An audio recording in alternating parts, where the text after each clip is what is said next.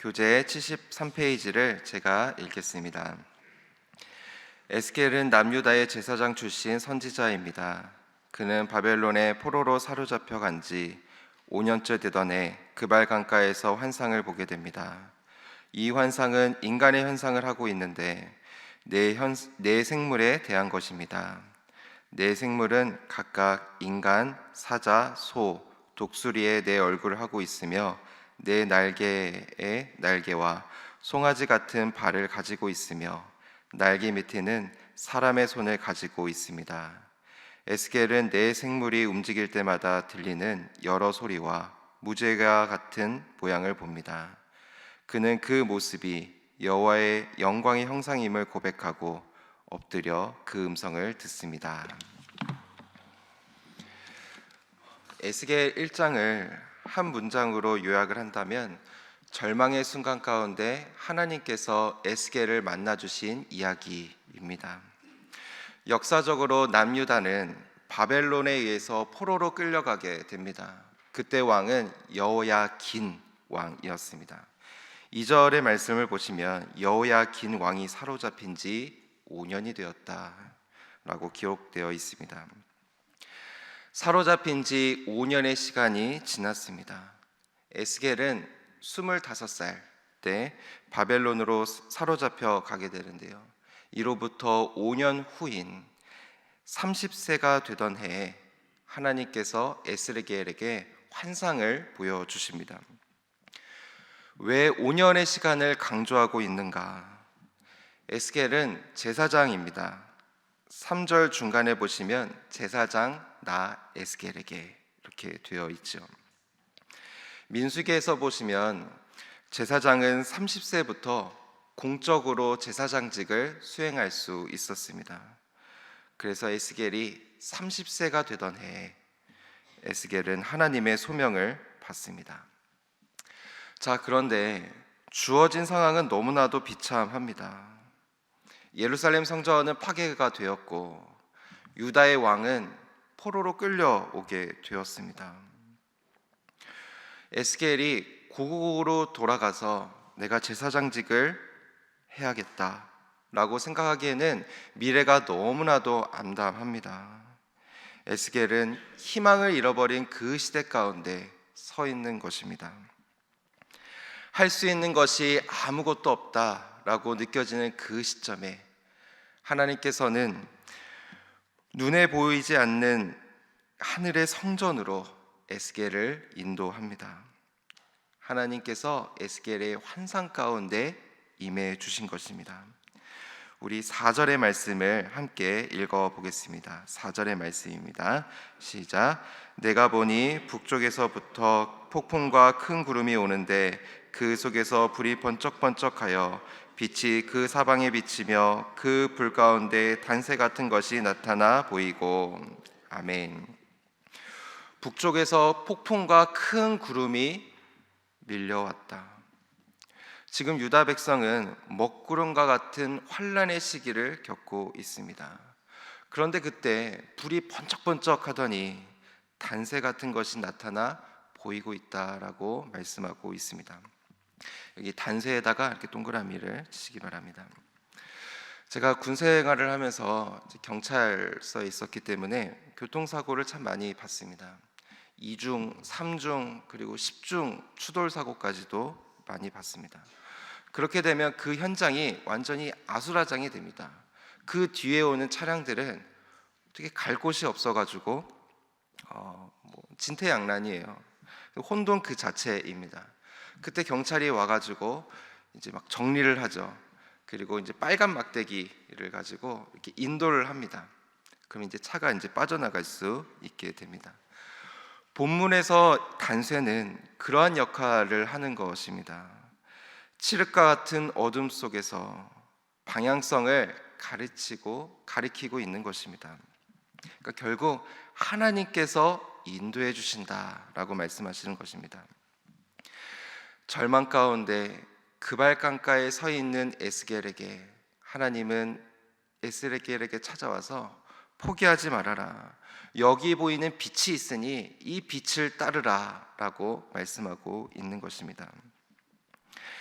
희망이 보이지 않는 상황 가운데 서 계시는 분이 계십니까? 이제는 아무것도 할 수가 없어, 현실적으로 불가능해 라고 생각하는 분이 계십니까? 오늘 에스겔서 1장은 우리에게 희망을 버리지 말라, 어둠 속에서도 이 빛으로 내가 너를 인도하겠다 라고 말씀하십니다. 여기서 첫 번째 기도 제목입니다. 절망의 순간 가운데 찾아오시는 주님을 따르게 하소서. 절망의 순간 가운데 찾아오시는 주님을 따르게 하소서.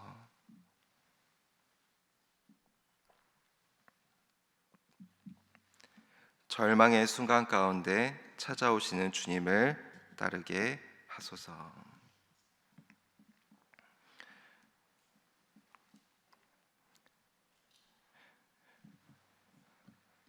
네, 이 에스겔의 환상이 조금 어렵게 느껴지는데요, 이 의미들을 조금 파악하면 이해하기가 조금은 쉽습니다. 자, 그러면 5절부터 좀 살펴보겠는데요, 5절부터는 에스겔이 네 생물의 현상을 보게 됩니다. 내 얼굴의 모양이 각기 다릅니다. 10장에서 보면 앞은 사람의 얼굴이었고, 우편에는 사자의 얼굴, 좌편에는 소의 얼굴, 뒤는 독수리의 얼굴입니다. 그렇다면 이 환상이 보여주는 바는 무엇인가? 환란 가운데 이스라엘 백성들이 어떤 모습으로 임해야 이 환란의 시기를 통과할 수 있는가를 말해주고 있는 것입니다. 자, 사람은 하나님의 형상을 반영함으로써 지혜의 모습을 나타냅니다. 사자는 용기 있는 모습을, 소는 인내의 모습을, 독수리는 가장 높은 곳에 올라가서 하나님의 보좌 가운데 머무는 그 모습을 상징합니다. 하나님의 일꾼은 이러한 모습을 가져야 된다라고 말씀하시는 것입니다. 자, 이어서 계속 보겠습니다. 7절을 보시면 다리는 고진 다리요 발바닥은 송아지 발바닥 같다라고 말씀하고 있습니다. 이 말씀은 말씀의 길을 꿋꿋하게 걸어가라라는 것입니다. 바닥에 뱀이 있고 못이 있고 이런 방해물이 있으면 우리는 걸어갈 수가 없습니다. 그런데 송아지와 같은 이 발바닥이 있어서 그것에 영향을 받지 않고 주어진 길을 걸어갈 수 있다. 자, 9절에 보시면 날개가 서로 연하였다라고 되어 있습니다. 날개가 이렇게 날다 보면 이 날개가 이제 부딪히게 되잖아요. 이처럼 이 날개가 서로 맞닿는 것처럼 같은 마음, 같은 뜻을 품었다라는 의미입니다. 자, 12절이 중요한데요, 12절의 말씀 함께 같이 읽어보도록 하겠습니다. 시작.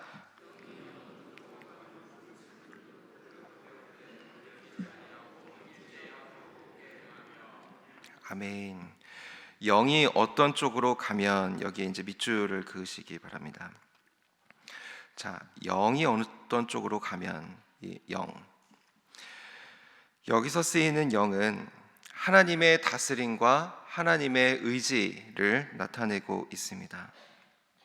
하나님의 영이 움직이는 대로 이 생물들은 전적으로 순종하면서 나아간다라는 뜻입니다. 자, 그리고 12절을 다시 보시면 생물들도 그대로 가되 돌이키지 아니하고 라고 되어 있죠. 우리는 하나님의 말씀에 순종하면서 나아가야 합니다. 근데 순종하면서 걸어가다가 때로는 이 길이 아닌가? 내가 잘못 왔나? 이런 생각이 들 때도 있습니다. 그러나 하나님의 영이 이끄신다면 끝까지 포기하지 말고 그 길을 걸어가야 된다라는 것입니다. 저는 저와 여러분이 하나님의 말씀에 순종하고 한 마음으로 주님을 따르는 자가 될 수 있기를 주님의 이름으로 축원합니다. 이제 두 번째 기도 제목입니다.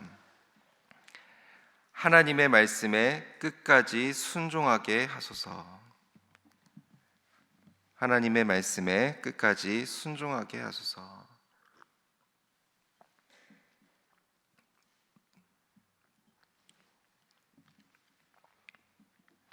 하나님의 말씀에 끝까지 순종하게 하소서. 자, 이제 마지막으로 이제 15절부터 또 살펴보겠는데요. 이제 바퀴가 나옵니다. 이 바퀴에 대해서 우리가 좀 알아보기 전에 우리가 먼저 알아야 될 것이 있습니다. 출애굽기에서 보시면 하나님은 이스라엘 백성들에게 법궤를 만들라고 하였습니다. 이 법궤는 하나님의 보좌입니다. 근데 출애굽기를 보시면 이 법궤를 제사장들이 이 막대기 같은 것을 어깨에다가 매가지고 이동을 하였습니다. 그런데 그발강가에 있는 이 하나님의 보좌는 어깨에 메고 이동하지 않습니다.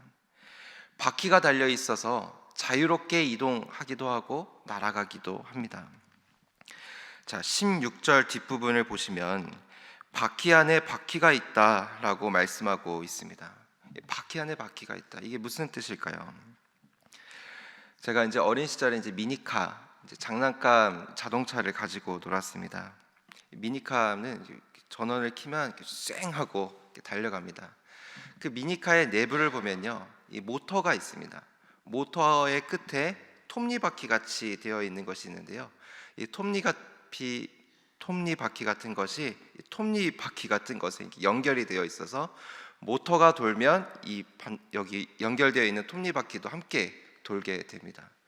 그러면서 이게 이 바퀴에 연결이 되어 있어서 미니카가 이 동력을 받아서 쭉 앞으로 나아갈 수 있게 됩니다.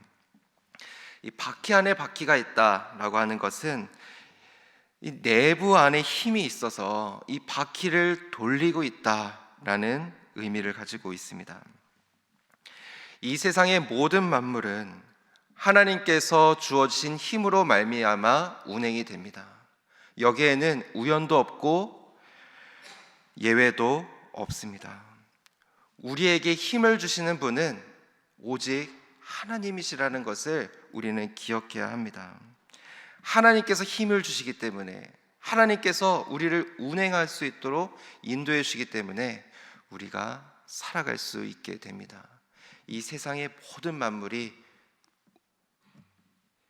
움직일 수 있게 되는 것입니다. 자, 22절의 말씀 함께 읽어보도록 하겠습니다. 1장 22절의 말씀입니다. 시작. 그 생물의 머리 위에는 수정 같은 궁창의 형상이 있어 보기에 두려운데 그들의 머리 위에 펼쳐져 있고. 아멘.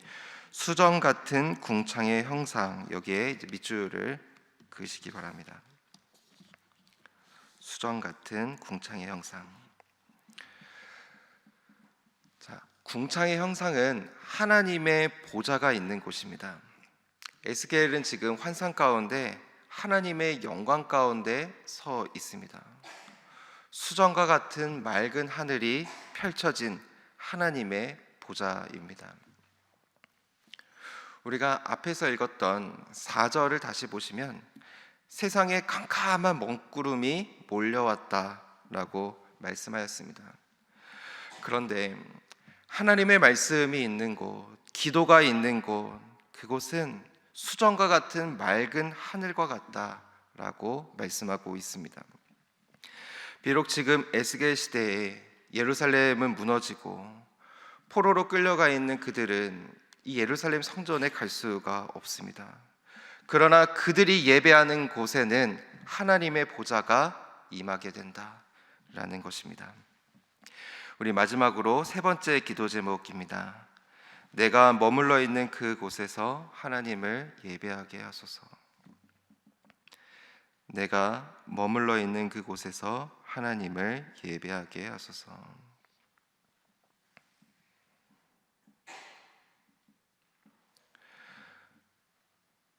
서두에서 말씀드렸던 것처럼 에스겔 1장은 절망의 순간 가운데 하나님께서 에스겔을 만나 주신 이야기입니다. 요즘 세상을 좀 돌이켜보면 자꾸 포기하게 만듭니다. 3포 세대, M포 세대, 결혼을 포기하기도 하고 취업을 포기하기도 하고 자꾸 포기하는 시대입니다. 이런 현상, 이런 세상을 보면 우리의 마음은 너무나도 답답하고 힘이 듭니다. 이 세상에서 꿈을 꾸는 것이 얼마나 어려운지 공감을 합니다.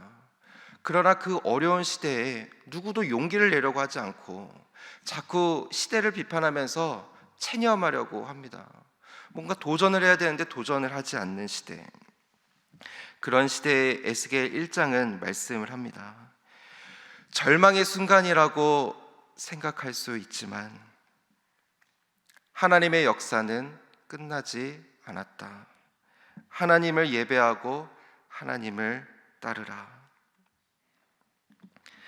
이 말씀이 우리 안에 위로와 소망이 될 수 있기를 주님의 이름으로 축원합니다. 함께 기도하겠습니다. 우리 세 가지 기도 제목 가지고 같이 기도하겠는데요. 첫 번째는 절망의 순간 가운데 찾아오시는 주님을 따르게 하소서. 두 번째는 하나님의 말씀에 끝까지 순종하게 하소서. 세 번째 기도 제목은 내가 머물러 있는 그곳에서 하나님을 예배하게 하소서. 우리 이 기도의 제목을 가지고 함께 기도하며 나아가도록 하겠습니다. 주여 믿습니다. 주여 믿습니다. 주여 믿습니다.